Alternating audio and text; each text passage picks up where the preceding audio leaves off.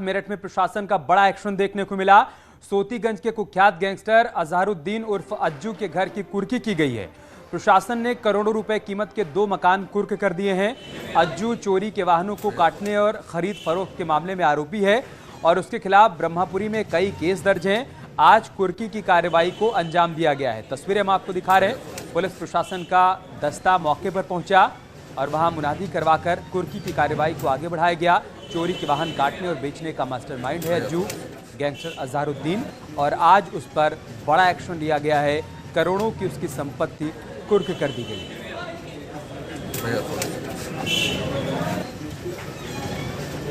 तो मेरठ के ब्रह्मापुरी इलाके की तस्वीरें हम आपको दिखा रहे हैं, जहां पर बड़ी कार्रवाई को अंजाम दिया गया है।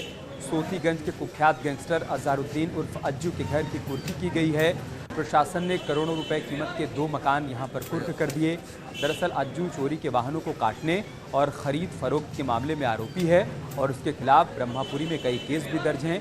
इसी के तहत आज ये कार्रवाई की गई है।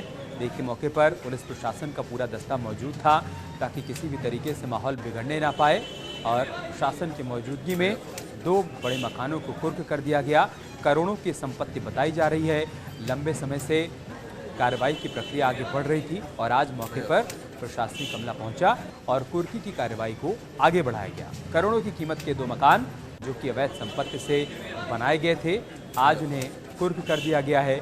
गंभीर आरोप, बड़ा आरोप, सोतीगंज में चोरी के वाहनों को काटने और बेचने का मास्टरमाइंड अजहरुद्दीन और उसी पर अब प्रशासन की कार्रवाई सामने आई है। लगातार प्रशासन का एक्शन चल रहा है। ऐसे तमाम लोगों के खिलाफ जो गैंगस्टर के मामलों में वांछित हैं या उन्होंने अवैध तरीके से संपत्तियों को अर्जित कर रखा है या कहीं सरकारी संपत्ति पर निर्माण कर रखा है, ऐसे सभी लोगों को चिन्हित किया जा रहा है और उन पर कार्रवाई हो रही है। इसी कड़ी में मेरठ के सोतीगंज में आज ये कार्रवाई की गई है, जहां पर अजहरुद्दीन उर्फ अज्जू, जिस पर चोरी के वाहनों को काटने और बेचने का आरोप है, उसके 2 मकानों को कुर्क किया गया है। करोड़ों की कीमत बताई जा रही है। मेरठ से हमारे सहयोगी निखिल इस वक्त हमारे साथ जुड़ चुके हैं। निखिल, आपके पास क्या जानकारी है इस कार्रवाई को लेकर? देखिए, मैं आपको सीधी तस्वीरें दिखा सकता हूं। कुर्की की कार्रवाई इस समय चल रही है। यह अजहरुद्दीन का घर है जो साकिब गैंग के लिए काम करता था और ये साकिब गैंग का जो नेटवर्क है उत्तर प्रदेश, उत्तराखंड, पंजाब, हरियाणा और राजस्थान में फैला हुआ था। आप देख सकते हैं घर से जो सामान है वो निकाला जा रहा है। भारी पुलिस फोर्स मौके पर खड़ी है और इस समय कार्रवाई का दौर जारी है। साकिब ने जो जराइम की दुनिया से रुपए कमाए थे, उन्हीं से करोड़ों की संपत्ति इकट्ठा की और यहाँ पर उसने एक सोतीगंज में और एक ये पटेल नगर है, यहाँ पर घर बनाया था और इस घर को आज पुलिस कुर्क कर रही है। साकिब गैंग के अन्य सदस्यों पर भी कार्रवाई की गई है। अजहरुद्दीन का पहले भी एक घर कुर्क किया जा चुका है, जिसके बाद और भी प्रॉपर्टीज इसकी प्रकाश में आई और यहाँ पर अब कुर्की की बड़ी कार्रवाई को अंजाम दे रही है पुलिस। योगी सरकार 2.0 में जिस तरीके से कार्रवाइयों का दौर जारी है, उसी के चलते आज इस पर भी बड़ी कार्रवाई को अंजाम दिया गया है। मैं आपको बता दूं कि सोतीगंज जो कि पश्चिम उत्तर प्रदेश में कुख्यात था, जो चोरी के वाहनों के लिए कुख्यात था, उस पर पुलिस ने ताला लगा दिया है। सोतीगंज में करीब 500 दुकानें हैं जिन पर अब चोरी के वाहनों के पार्ट्स का काम नहीं होता। वहीं आप देख सकते हैं इस समय कार्रवाई का दौर जारी है। खुद एसपी हमारे साथ मौजूद हैं। सर, ये बताएं किस तरह से कार्रवाई यहाँ पर चल रही है, कितना बड़ा चोर कुख्यात था ये अजहरुद्दीन? देखिए, अजहरुद्दीन उर्फ अज्जू जो था, ये वाहन चोरी, वाहन कटान का जो सोतीगंज में अवैध रूप से कार्य चलता था, उसी तरीके का एक गैंगस्टर था ये। शाकिब उर्फ गद्दू जो है ये इसका गैंग लीडर था और आज जो कुर्की की कार्रवाई की जा रही है वो 14 गैंगस्टर एक्ट के अंतर्गत की जा रही है। कुल संपत्ति की कीमत आज की है वो करीब अनुमानित व्यावसायिक कीमत इसकी 1 करोड़ के ऊपर आंकी जा रही है। कहाँ फैला है इस गैंग का नेटवर्क? देखिए, विभिन्न राज्यों से ये गाड़ियों को चोरी करते थे और उसको लाके सोतीगंज में उसका कटान करते थे। विशेष करके दिल्ली की जो महंगी कॉलोनियां हैं जहाँ पे लग्जरी गाड़ियां रहती थी, उसके ऊपर ये विशेष रूप से टारगेट करते थे। मैं आपको तस्वीरें दिखाना चाहूंगा। घर जो कि इस समय कुर्क किया जा रहा है, आप देख सकते हैं सामान निकाल लिया गया है, यहाँ से पुलिस फोर्स मौजूद है और जो साकिब गैंग है वो इस समय उसका नामो निशान मिटाने, गैंग के बाकी सदस्यों को भी चिन्हित किया जा रहा है। कुर्की की कार्रवाई आज अंजाम दी जा रही है और पुलिस का साफ तौर पर यह कहना है कि कार्रवाई का सिलसिला आगे भी चलता रहेगा। बहुत शुक्रिया आपका हमारे साथ जुड़ने के लिए और जानकारी हम तक पहुंचाने के लिए। एक और बड़ी खबर की बात करते हैं। लुलु मॉल में नमाज के मामले में बड़ा अपडेट आया है। न्यूज़ 18 पर आरोपी एक्सक्लूसिव आया है। हमसे गलती हो गई, ये कहा है नुमान ने। सही दिशा में पढ़ी थी नमाज, नुमान की तरफ से बात भी सामने आई है। बड़ी खबर हम आपको बता रहे हैं। लुलु मॉल में नमाज के मामले में न्यूज़ 18 पर आरोपी ने बातचीत की है और कहा है कि हमसे गलती हो गई।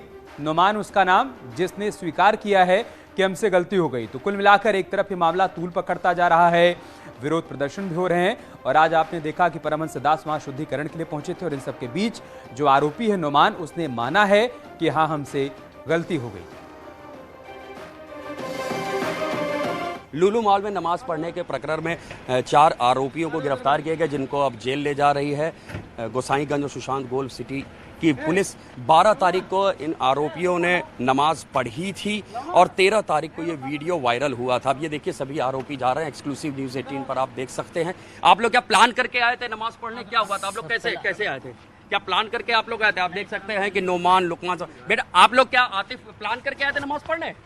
आप देख सकते हैं ये नोमान, लुकमान, आतिफ, रेहान, इन 4 आरोपियों को गिरफ्तार किया गया है कि सार्वजनिक स्थान पर इन्होंने बगैर इजाज़त के नमाज पढ़ी थी, जिसकी वजह से तमाम जगह पर माहौल ख़राब हुआ था। राजधानी लखनऊ में कई जगह जाम किए गए थे, लुलु मॉल के बाहर प्रदर्शन किए गए थे। मुख्यमंत्री योगी आदित्यनाथ ने खुद वीडियो कॉन्फ्रेंसिंग पर इस पर काफ़ी नाराज़गी जताई थी कि राजधानी लखनऊ में अराजकता की स्थिति उत्पन्न हुई है, सांप्रदायिक सद्भाव बिगाड़ने की कोशिश हुई है। गंभीरता से काम होना चाहिए पुलिस प्रशासन की ओर से, शायद वो गंभीरता नहीं बरती गई, जिसके बाद इस इलाके के डीसीपी जो आईपीएस अफसर थे उनको हटाया गया, जो एसएचओ थे उनको लाइन हाजिर किया गया और इस नमाज के प्रकरण को लेकर के कई अन्य शहरों में भी लगातार कहीं सुंदरकांड के पाठ का आयोजन किया जा रहा था, कहीं हनुमान चालीसा का आयोजन किया जा रहा था। लुलु मॉल के अंदर और बाहर भी इस तरह के तमाम ऐलान किए गए, तमाम संगठन से जुड़े हुए लोग पहुंचे भी वहां पर और पुलिस ने कोशिश करके उनको विफल ज़रूर किया, लेकिन कुछ समय के लिए ही कानून व्यवस्था बिगाड़ने की कोशिश ज़रूर की गई, अराजकता की स्थिति ज़रूर पैदा की गई है। सीएम योगी के सख्त तेवर के बाद 8 में से 4 आरोपियों को गिरफ्तार कर लिया गया है।